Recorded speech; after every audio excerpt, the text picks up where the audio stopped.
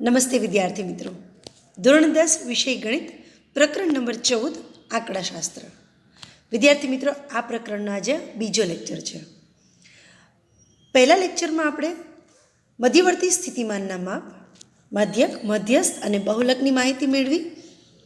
ત્યારબાદ આપણે વર્ગીકૃત માહિતીનો મધ્યક શોધવા માટેના ત્રણેય સૂત્રોનો અભ્યાસ કર્યો અને તે સૂત્રના મદદથી આપણે સ્વાધ્યાય 14.1ના ક્વેશ્ચન નંબર 1 થી 3 ઉકેલ્યા પણ છે.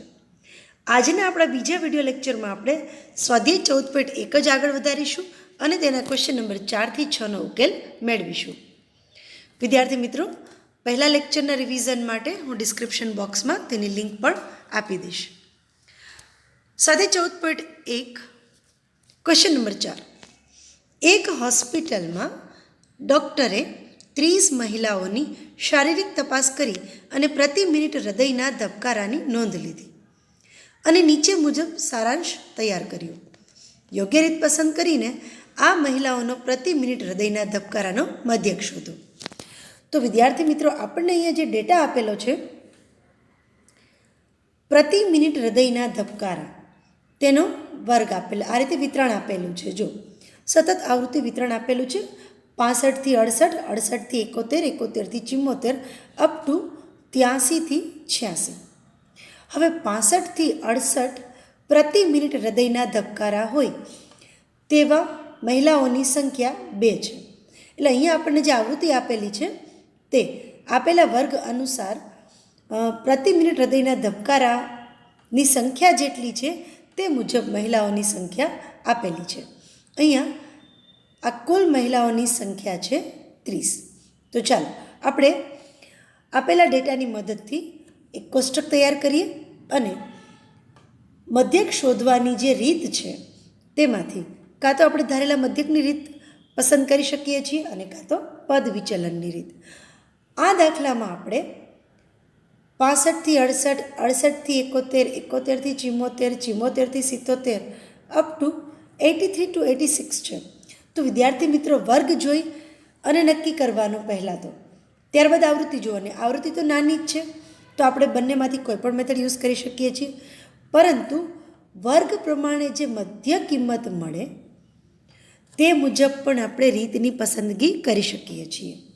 અહીંયા આપણે પદ વિચલનની રીત વાપરીએ તો વધુ સહેલું રહેશે. તો ચાલો આપણે આ રીતે પહેલાં કોષ્ટક જે આપેલું છે તે મુજબ 2 કોલમ બનાવી. આ પહેલાંના લેક્ચરમાં પણ સમજાવ્યું છે, પદ વિચલનની રીત હોય કે ધારેલા મધ્યકની રીત હોય, કુલ 5 કોલમ આવે. તો આ રીતે આપણે ઊભું કોષ્ટક પહેલાં 2 ખાના તૈયાર કર્યા. પહેલી કોલમ છે તે પ્રતિ મિનિટ હૃદયના ધબકારાની સંખ્યા બતાવે છે અને બીજી કોલમ છે તે મહિલાઓની સંખ્યા એટલે આપણી આવૃત્તિ બતાવે છે, એટલે સિગ્મા FY કુલ આવૃત્તિ 30 છે. હવે આપણે ત્રીજી કોલમ પહેલાં તૈયાર કરીશું, મધ્ય કિંમત XI. તો જો અહીંયા 65 પ્લસ 68 પહેલા વર્ગની મધ્ય કિંમત શોધી, 65 પ્લસ 68 ભાગ્યા 2. વિદ્યાર્થી મિત્રો, પહેલા વર્ગની મધ્ય કિંમત શોધી પછી તેમાં Hને એડ કરતા જઈએ.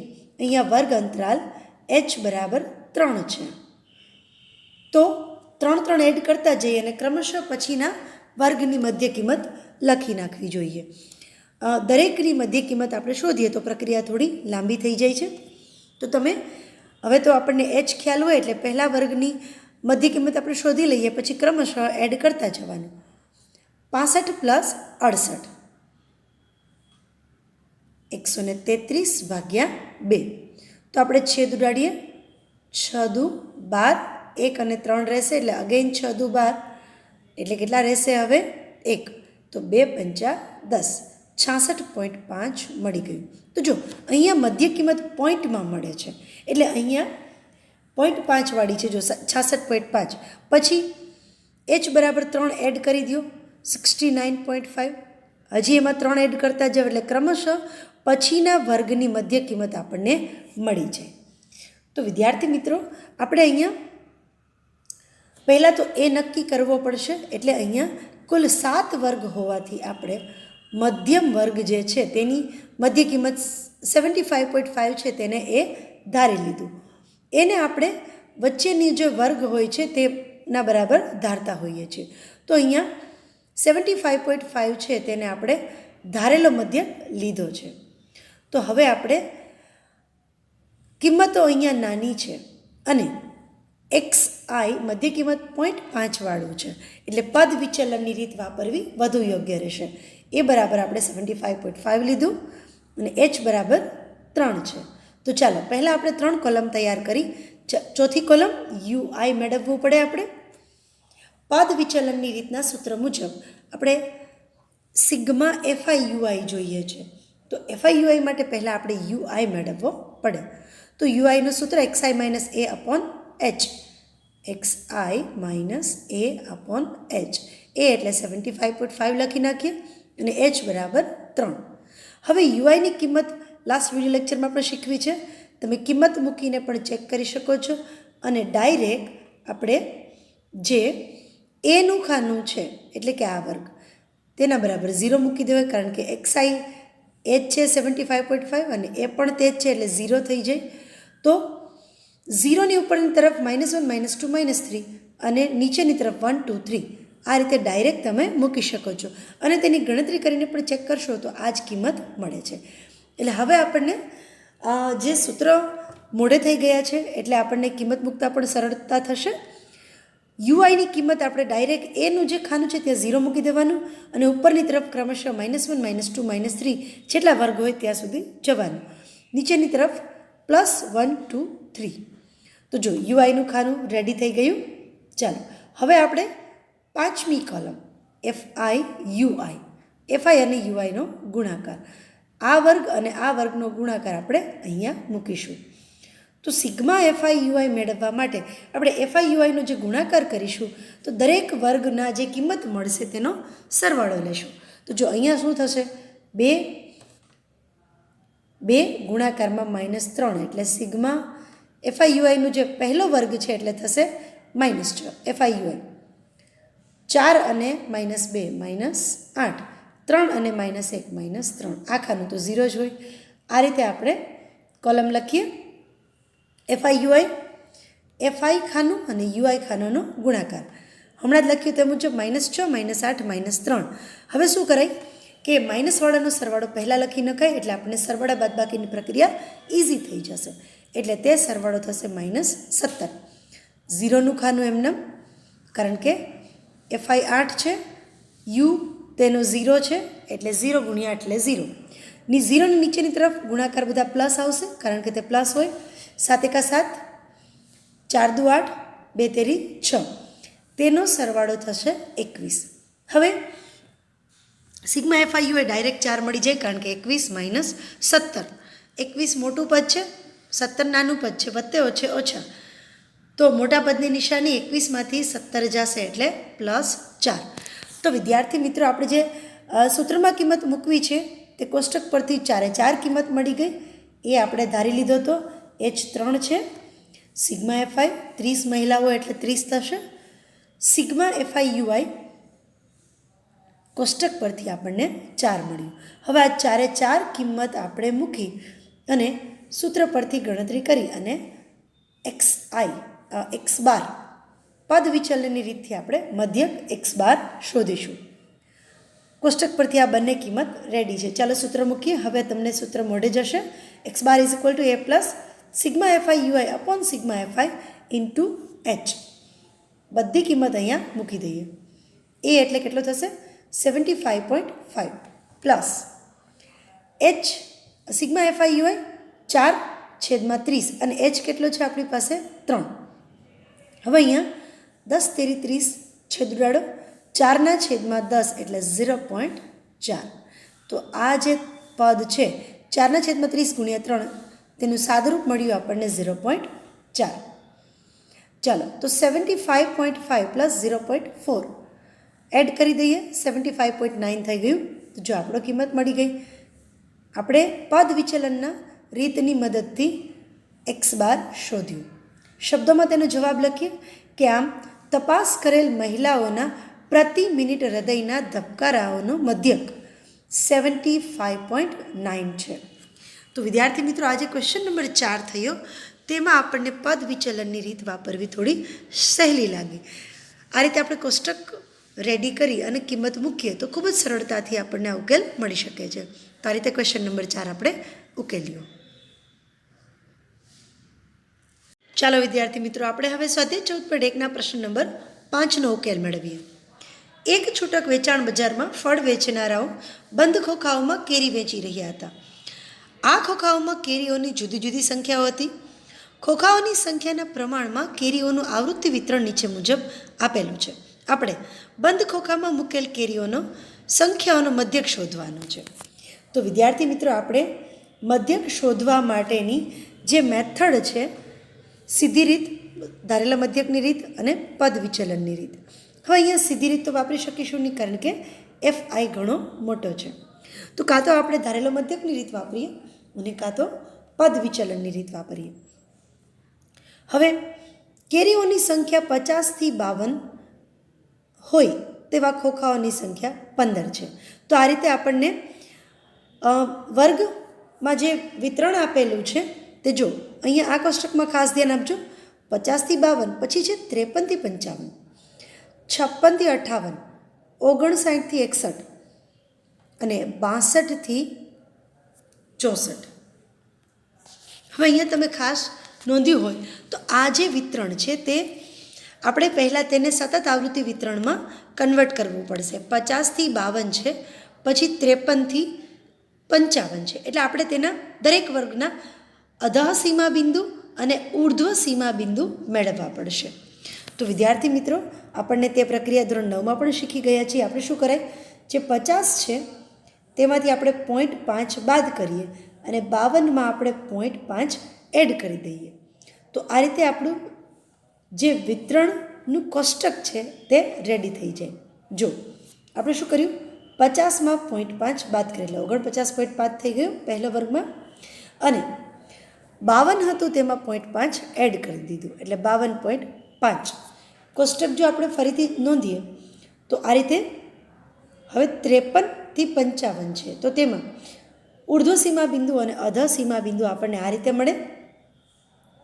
52.5 એટલે 53માં આપણે 0.5 બાદ કરીએ. તો જો આ રીતે આપણને બીજા વર્ગમાં 52.5થી 55.5નો વર્ગ મળે છે. તો અહીંયા આપણે ખાસ નોંધશો તો આ રીતે આપણું સતત આવૃત્તિ વિતરણનું કોષ્ટક તૈયાર થઈ ગયું. 49.5 to 52.5. નેક્સ્ટ વર્ગ શું થશે, 52.5 to 55.5. ત્રીજો વર્ગ થશે 55.5 to 58.5. ચોથો વર્ગ 58.5 to 61.5. આ રીતે લાસ્ટ વર્ગ 61.5 to 64.5. તો આ રીતે આપણું સતત આવૃત્તિ વિતરણનું જે વર્ગ લંબાઈ આપણને આપેલી છે તે મુજબ કોષ્ટકનો પહેલો કોલમ છે તે તૈયાર થઈ ગઈ. બીજી કોલમ શું હોય આપણી, હંમેશા આવૃત્તિ હોય. જે બે ડેટા પહેલાં બે કોલમ છે તે આપેલા ડેટા પરથી આપણે લખતા હોઈએ છીએ. આવૃત્તિ લખી નાખીએ અને તેનો કુલ સરવાળો થશે 400. તો વિદ્યાર્થી મિત્રો, અહીંયા આ રીતે આપણે વર્ગ અંતરાલ રેડી કર્યો અને આવૃત્તિ લખી છે. હવે આપણે મધ્ય કિંમત શોધીએ. મધ્ય કિંમત માટે આપણને સૂત્ર આવડે છે 49.5 પ્લસ 52.5 upon 2. તો આ રીતે આપણને સરવાળો કરો તો સરવાળો આપણને મળશે 5 ને 5 10 ભાગ્યા 2. તો 2 પંચા 10 અને 2 એકા 2, 51 થઈ ગયું. હવે અહીંયા વર્ગ લંબાઈ 3 છે, તો ક્રમશઃ શું કરાય, h બરાબર જે આપણો 3 છે તે xiમાં એડ કરતા જો અહીંયા 3 એડ કરો એટલે નીચેના વર્ગનો મધ્ય કિંમત મળી ગઈ. ક્રમશઃ 57, 360, 363. દરેક વર્ગની આપણે મધ્ય કિંમત શોધવાની પ્રક્રિયા થોડી લાંબી થઈ જાય, એટલા માટે આપણે શું કરીએ છીએ કે આપણી વર્ગીકૃત માહિતી છે એટલે એનો h જે છે એટલે ફિક્સ જ છે, અહીંયા 3 છે. તો આપણે પહેલા વર્ગની મધ્ય કિંમત શોધી અને તેમાં 3 એડ કરતા જાય તો ક્રમશઃ પછીના વર્ગની આપણને મધ્ય કિંમત મળી છે. અહીંયા કુલ 5 વર્ગ છે, એટલા માટે આપણે ત્રીજા વર્ગની મધ્ય કિંમતને એ ધારી લીધું. આપણે ધારેલો મધ્યકની રીત વાપરીએ કે પદ વિચલનની, બંનેમાં એ તો જરૂર પડશે જ આપણે, એટલે એને આપણે પહેલાં ધારી લીધું. જે મધ્ય કિંમતનું ખાનું છે તેમાં ત્રીજા નંબરનો વર્ગ છે 57, તે આપણને મધ્ય કિંમત મળી તેને આપણે એ ધારી લીધો, એટલે ધારેલો મધ્યક આપણો એ થઈ ગયો 57. તો આ રીતે આપણે એ બરાબર 57 અને h બરાબર 3 લઈ પદ વિચલનની રીત વાપરીશું. તો તેના માટે ચાલો કોષ્ટક રેડી કરીએ. હવે આપણું ચોથા નંબરનું ખાનું હોય યુઆઈ, એટલે ચોથા નંબરની કોલમ થઈ ગઈ યુઆઈ એક્સઆઈ માઇનસ એ અપોન એચ. એ એટલે 57 છે અને 3. તો હવે આપણને યુઆઈ ફટાફટ લખતા આવડી જશે. એનો જે વર્ગ છે તેમાં 0 લખી ઉપરની તરફ -1 -2, નીચેની તરફ +1 +2. તો યુઆઈ ખાનું રેડી થઈ ગયું. હવે આપણે પાંચમી કોલમ હોય એફઆઈ યુઆઈ, તો એફઆઈ 15 ગુણ્યા -2 -30, 110 ગુણ્યા -1 -110. આ માઇનસ થઈ ગયા બંને, આ તો 0 જ થશે. આ રીતે પ્લસની કિંમત મૂકી માઇનસનો સરવાળો અને પ્લસનો સરવાળો આપણે પહેલાં જ લખી નાખવો જોઈએ, એટલે આપણે સરવાળામાં સરળતા રહીએ. તો જો આ રીતે રેડી થઈ ગયું એફઆઈ અને યુઆઈનો ગુણાકાર, આ લખ્યું અહીંયા 15 દુ -30, કારણ કે 2 માઇનસ છે. 110 ગુણ્યા -1 એટલે -110, આ તો 0 થઈ જશે. 115 ગુણ્યા 1 એટલે 115, 25 દુ 50. તો આ સરવાળો થયો -140 અને આ સરવાળો થયો 165. 115 પ્લસ 50, 165 પ્લસ છે, 140 માઇનસ છે, વત્તે ઓછા મોટા પદની નિશાની. તો 165માંથી 140 બાદ થાય તો સિગ્મા એફઆઈ યુઆઈ મળ્યો 25. તો વિદ્યાર્થી મિત્રો આપણને કોષ્ટક પરથી 4 કિંમત થઈ ગઈ. Sigma FI 400, sigma FI UI 25, h 3 અને એ બરાબર 57. આ 4 કિંમત પરથી આપણે ચાલો પદ વિચલનના રીતથી જે મધ્યક શોધવો છે તેના સૂત્રમાં કિંમત મૂકીએ. x bar is equal to a plus sigma FI UI upon sigma FI into h. કિંમત મૂકીએ પહેલાં તો a બરાબર 57, h બરાબર 3. આ બંને આપણે પહેલાં જ લખી નાખ્યું હતું. કોષ્ટક પરથી સિગ્મા એફઆઈ યુઆઈ 25 અને સિગ્મા એફઆઈ 400. હવે અહીંયા 25 સાથે છેદ ઉડાડી શકો છો. 25 ગુણ્યા 16 કરીએ એટલે 400 થાય. તો હવે આપણને મળશે 3/16, 57 તો એમનેમ જ છે. તો હવે શું કરાય, અહીંયા 3નો 16 વડે ભાગાકારની પ્રક્રિયા કરી નખાય. ભાગ ન ચાલે એટલે 0 પોઈન્ટ કરવું પડે. તો જો 16 એકા 16, 16 દુ 32 વધી જશે એટલે 16 એકા 16 લઈશું આપણે, એટલે આપણને બાદબાકી મળશે 14. પોઈન્ટ છે એટલે આપણે 0 લઈ શકીએ.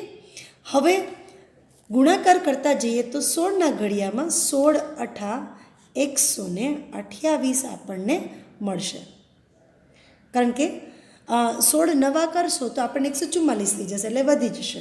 તો હવે બાદબાકી કરવાથી 40માંથી 28 છે એટલે 12. અહીંયા પાછો 0 મૂકીએ.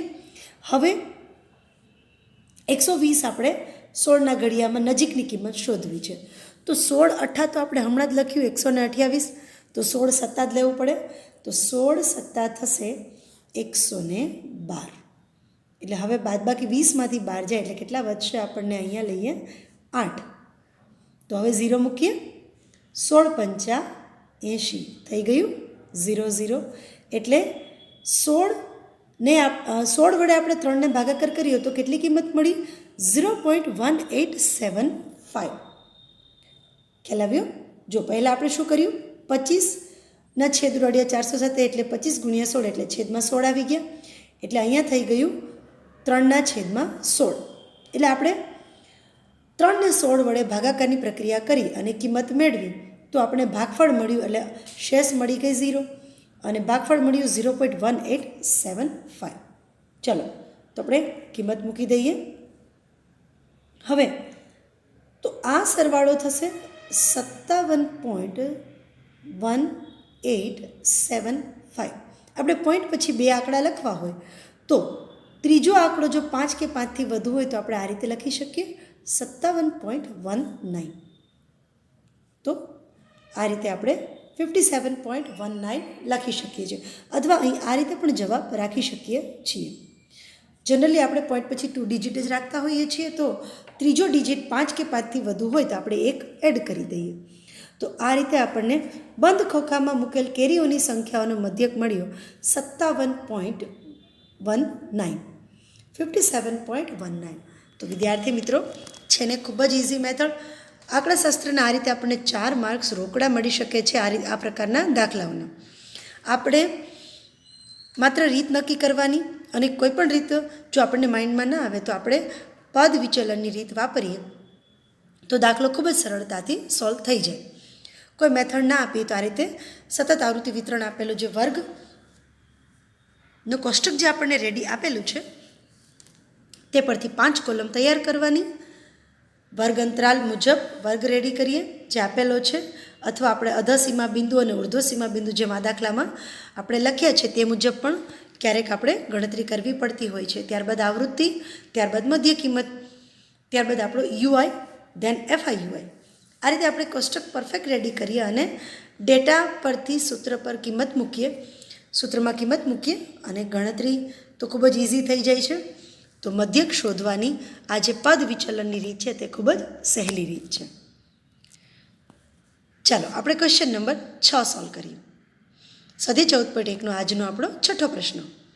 નીચેનું કોષ્ટક એક વિસ્તારમાં 25 પરિવારના ખોરાકનો દૈનિક ઘરગથ્થુ ખર્ચ બતાવે છે.